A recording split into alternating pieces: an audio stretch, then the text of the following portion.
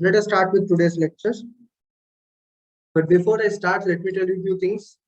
Firstly, you have practice sheets after every class. I told you for each and every class, it is very important that you do all the practice sheets. So before that, you can go through the study material.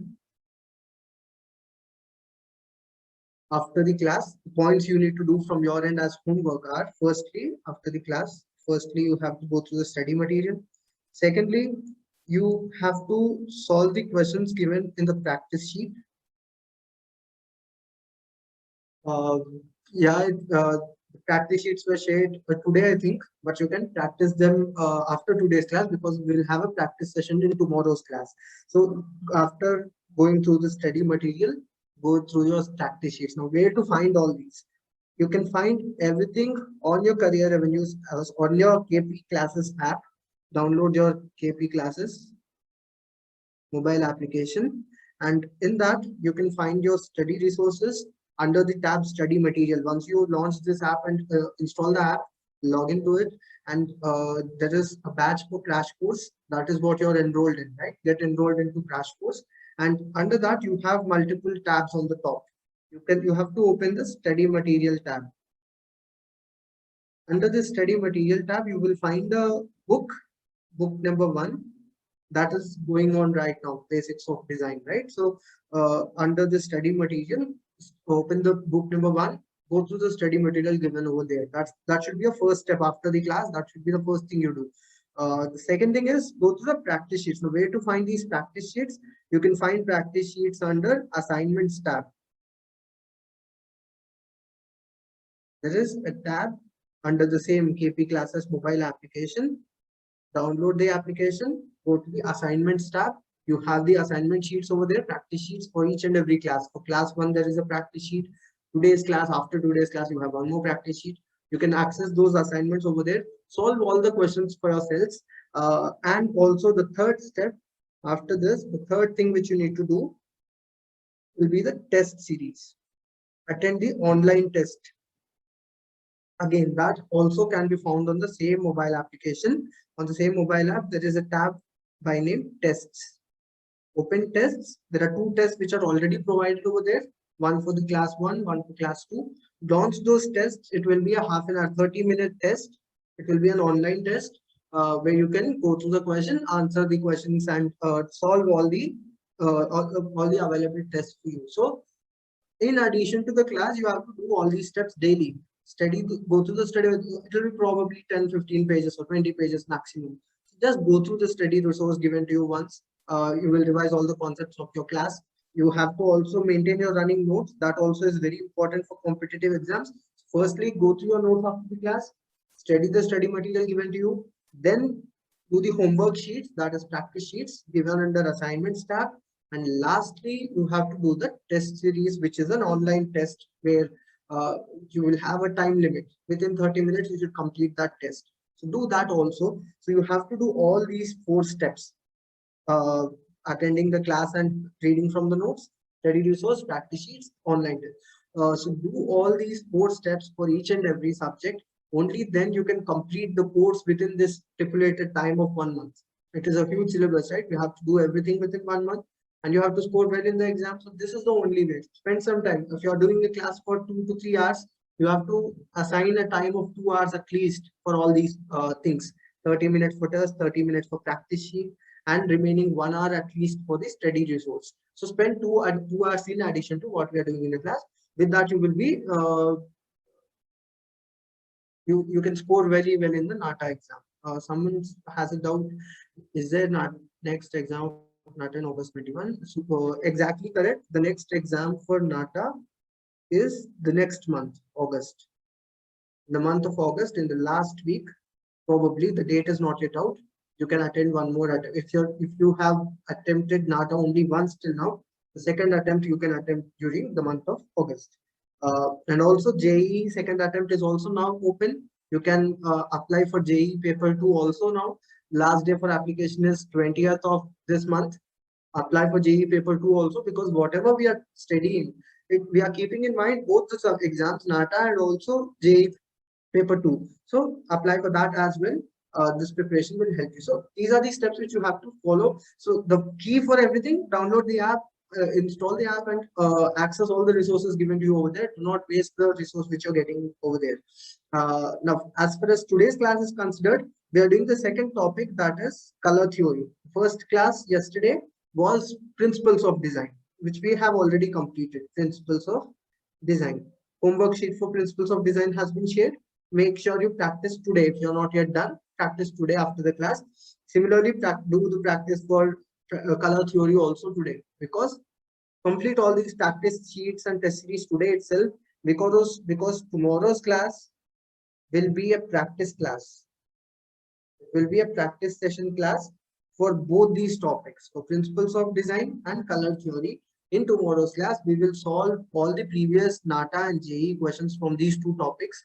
We will also solve we'll also solve these tough questions from the practice sheet if you have any doubts. We'll also solve some questions from the test series, online test, which is given to you, and we'll also solve some questions which are preferential choice or multiple select type, because preferential choice, multiple select type are scoring for NATA exam. So we'll also practice those questions in tomorrow. So tomorrow we'll spend time on analyzing all what we have learned and how to apply it in the exam. So that said, let me start with today's class. So today's topic would be color theory.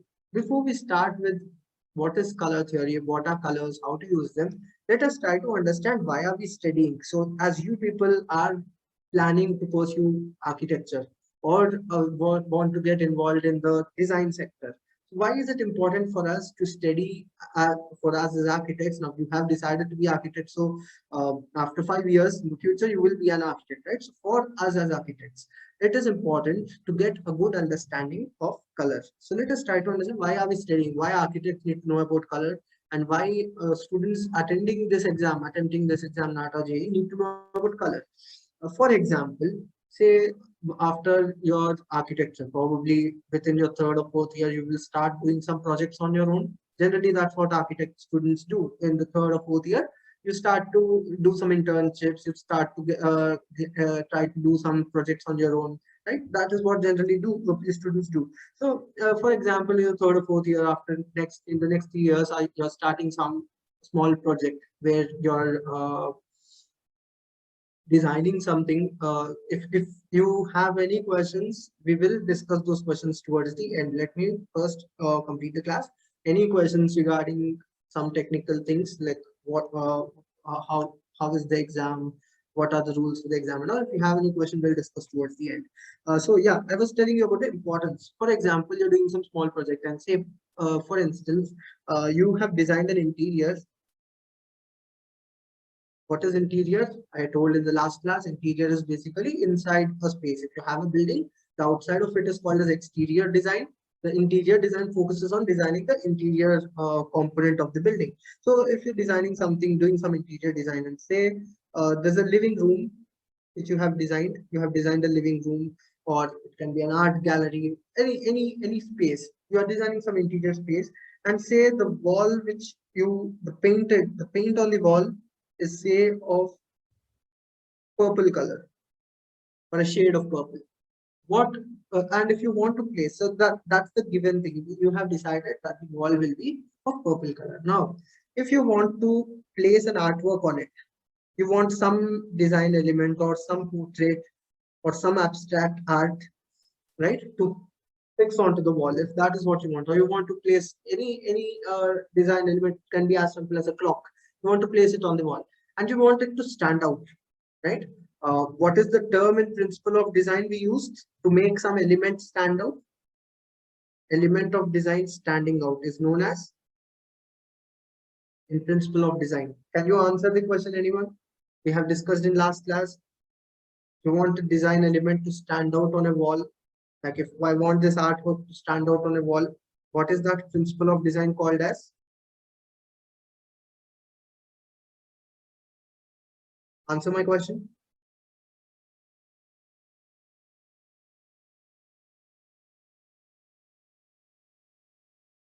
Under principles of design, we saw 7 principles of design in the last class. What is the principle of design where an element stands out? Or Contrast, Ramsha says contrast. Contrast, yeah, is somewhat close, but can you tell me specifically? Contrast is not the exact one. If you want an element, you have a composition and you want something to stand out. What is that standing out element called as? We saw that example yesterday, a green field with a flower, a red flower. What was that an example for? Exactly, that is correct. Focus is the correct answer. Focus or emphasis is the principle of design where some element stands out. Rhythm is basically repetition. I told you rhythm, R, rhythm, repetition, and contrast is basically a change or something which is different, right? Focus is what creates an element to stand out. But yeah, by using contrast, you can create a focus. That's correct. If you want to make an element stand out on this purple wall, now you have to select the color for it. You have to select a color which will stand out on purple. What should be the color of this element? You're doing an interior design, you should know that. You have a purple background, what should stand out on that? So you will only after studying color theory, you'll know that a purple wall, on a purple wall, you have to use a yellow element or a yellow artwork so that it stands out. So you have to create a perfect complementary component, a perfectly complementary pair so that something stands out. So you will know how do I know that yellow stands out on purple? Only because I have studied my color theory perfectly. So once you study your color theory and once you're clear with your basics of color theory, you will be able to know better about colors. Which color stands out on some given color. Now it is not only used in interior design; it is used in exterior design of buildings too. In fact, it is used in other fields of design like landscape design. In fact, if as simple as if you're having a if you want to become a product designer after your architecture, you have chosen to go towards product design or website design. There is something called as user interface design. So these people after architecture can also go into that field where you design websites and mobile applications. So if you're, for example, you're designing a poster, is the same goes to that. If your paper is of some, say for example, it's a green color, on this green paper, what should be the color of the text so that it stands out?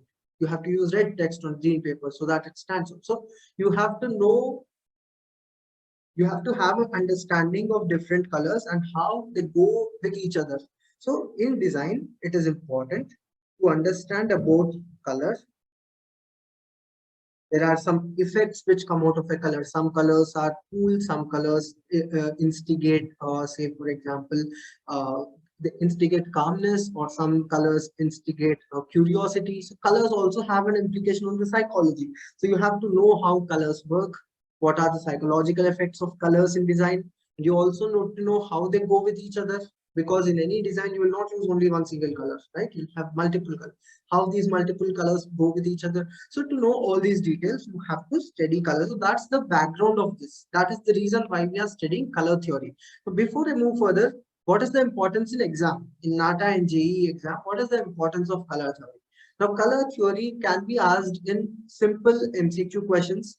You have very simple questions sometimes like identify the primary color from the following. You have four options, A, B, C, D. You have to select the primary color from it. So you get direct concept-based questions based on the theory what we are discussing. That is the simplest form. You also get questions of identification.